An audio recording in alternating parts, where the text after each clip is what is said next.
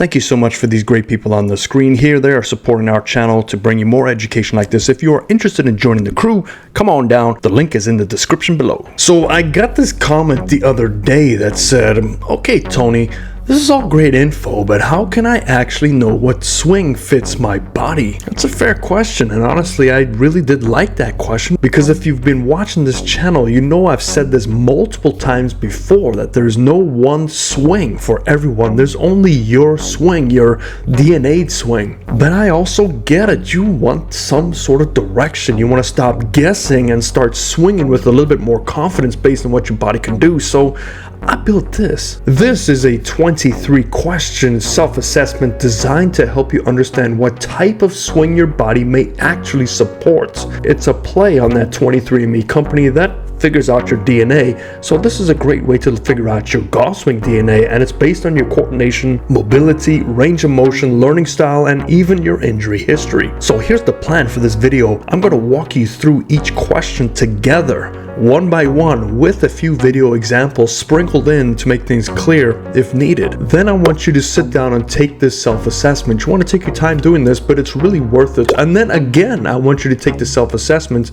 in 4 to 6 months after you've worked on your game, training, or just played more based on the recommendations it gives you, and see how much has changed. Now, this tool might just confirm the path you are already on, or it may give you totally new perspective on why certain swing styles have not worked for you. Even Mrs. Havenkamp and Mrs. Jabroni can benefit from this thing. No more chasing us down with brooms when we have to retrieve our golf balls from their neon lighted jacuzzis. If we can hit it a little bit straighter by learning how to swing in your DNA structure, they might even bake you some cookies. So please bookmark this, share this video with your friends, your golf buddies, or even students of your coaches. Help me get it in front of as many golfers as possible, because I genuinely believe this can help a lot of people stop chasing cookie cutter tips, speaking of cookies, and finally building a swing that actually fits them. Let's go take this assessment. Okay, so let's get started on this quick 23-minute assessment. Now, what you want to do is go get a piece of paper and a pen or a pencil, answer these questions, fill in the point totals while I go over why each question is very important for this test. So question number 1, what best describes your build? So your body composition affects how you do rotate, stabilize, and create force. The leaner players often rotate more freely, while stockier players may rely on leverage or width. This starts to point us towards either rotational, hybrid, or a stack swing model. Question 2 is, can you touch your toes with ease? And this is a quick measure of hamstring and lower back flexibility. Any limited mobility here can influence your hip range and ability to maintain posture throughout the swing. Question 3, can you deep squat without lifting your heels? A deep squat requires ankle mobility, core stability, and hip range of motion, all crucial for balance, transition depth, and pressure shifts throughout your swing. Question 4, can you rotate your shoulders 90 degrees without shifting your hips?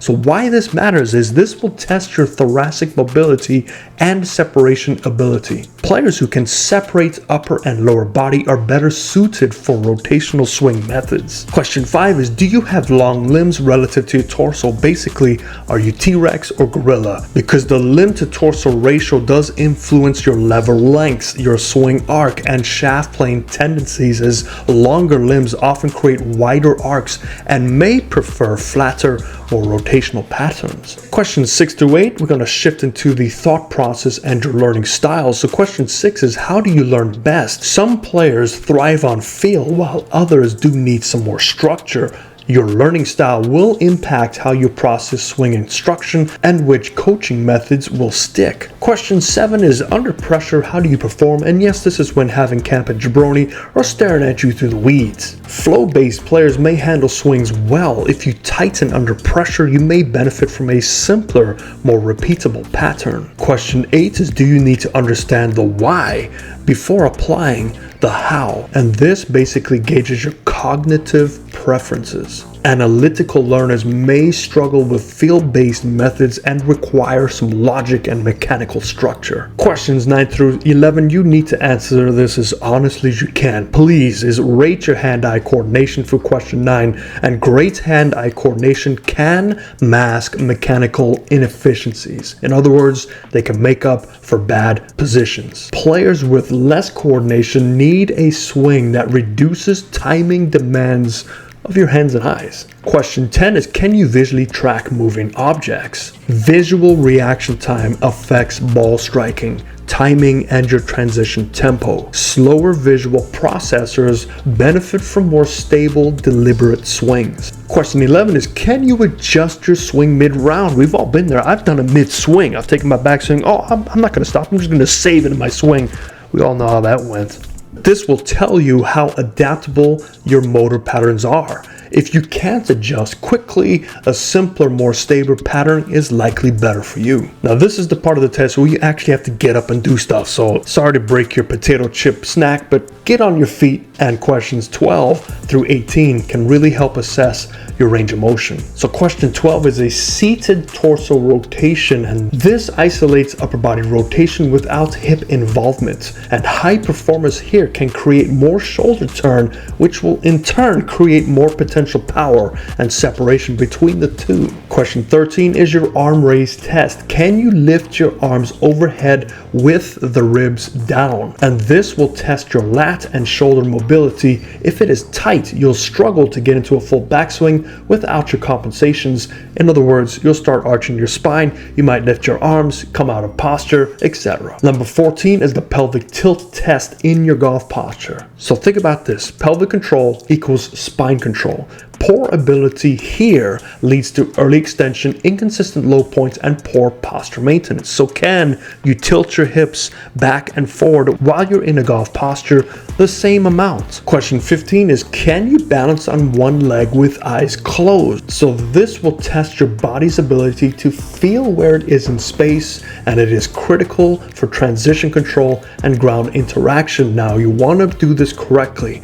Stand on one leg, you want to lift your knee as high as it can to your chest, open your arms shoulder height as wide as it can go, and then close both eyes. Immediately you'll probably feel off balance. Now for this one, you want to make sure you can get to about 10 seconds with each leg. Now question 16 will play an extended part on the previous one we did, and this will test your overall ability for each leg to see how long we can do this. So if you could do it for 15 plus seconds for each leg, give yourself 3 points. If you can do it for about 6 to 14 seconds for each leg, give yourself 2 points. And if it is a struggle, 0 to 5 seconds, you're at 1 point. Question 16 is a wide balance toe touch, and this is a core part of TPI's balance screening. It tests your neuromuscular coordination under load and stretch, and it's similar to real swing demands. If you're able to do this smoothly, 3 points. Some instability, give yourself 2, and if you fell over, hopefully you laid out some nice soft comforters to fall on, give yourself 1 point. And question 18, we're going to stand on one leg again, and we're going to see how much we can rotate back and through. Now you're looking for each leg, so don't just do it on one leg, make sure it's both legs. If you can rotate back and through between 45 and 60 degrees, give yourself 3 points. If it's somewhat limited and you feel there's a little bit of tension, give yourself 2. And if it's very limited, it becomes hard for you to do, give yourself 1 point. And this will add that rotational challenge to the balance ones we did before. It will mimic the backswing or transition stability, especially for the trail leg loading. Next two are pretty easy to figure out. Any surgeries or long-term injuries, and do you experience pain or tightness during or after play? Now the injuries matter because certain methods require more stress on the joints, and the pain or tightness during play or after play matters because your body will compensate. So if this is the case, a simpler, shorter, or more vertical pattern can reduce some of this. Last 3 questions reflect your tempo, your style, and a little bit of your preference. Question 21 is your natural tempo feels. Tempo is like your golf fingerprint. Fast tempos might struggle with wide, slow turning patterns, and smooth tempos might match rhythmic, connected styles. Question 22, do you enjoy wrist hinge and lag? Some players naturally generate lag, others fight it. This will help filter swing models based on wrist mobility and timing demands. And would you rather hit a cut or a draw? I myself prefer cuts, but I know a lot of people out there would like a draw, and the shot shape preference can reflect natural swing path path and mental comforts. Players who prefer a cut may lean more rotational or open-faced, and draw players may favor a shallower inside path. And once you've done this self-assessment, you're going to add up all your points. You're going to look at your point totals, and then we're going to see where you fit in and who you might benefit from watching or following or learning from. So if you fall between 59 to 69 points, these are your athletic rotational swings, ones that reach 3s and 2s on most of these questions. So who this will fit is your highly mobile athletic player with excellent balance, tempo, and ground usage. Some tour pros you might look at is Rory McIlroy, Colin Morikawa, and Nelly Korda. Some coaches you might prefer is George Gankas, Dana Dahlquist, and anything with TPI rotation-based coaching. Some tips that might resonate with you is shallow in the shaft, open the hips at impact, wide turn, and establishing dynamic lower body action. If you fall between the 51 to 58 points, you are looking at a hybrid torque lever style swing.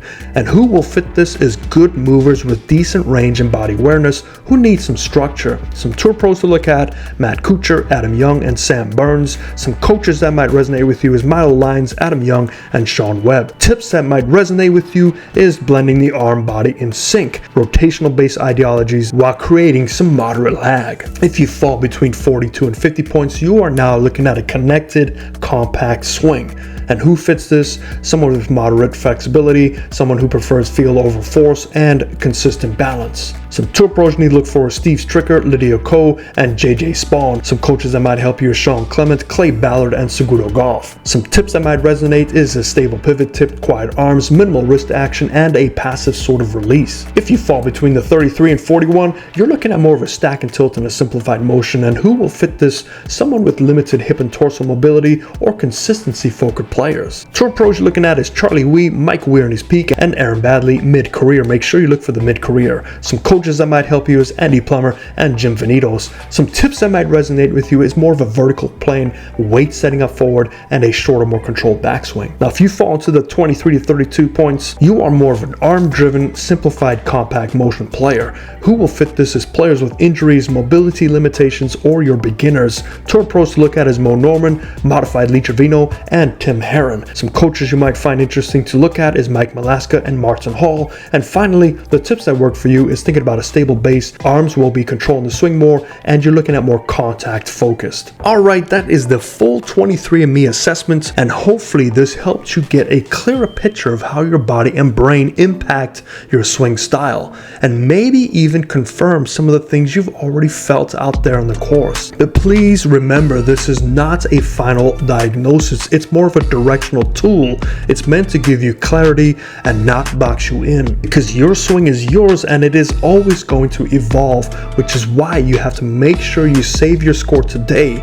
Come back in 4 to 6 months, do this test again, especially if you've been training, rehabbing, or just working hard on your game, and you may be surprised at how your DNA can shift or stay the same depending on who you are. And if this helped you at all, do me a huge favor, share it with your golf group, post your score or swing type in the comments, help someone get out of the swing tip purgatory and onto a path that actually fits them. Thanks for watching. I'll see you tomorrow. Fairways and greens.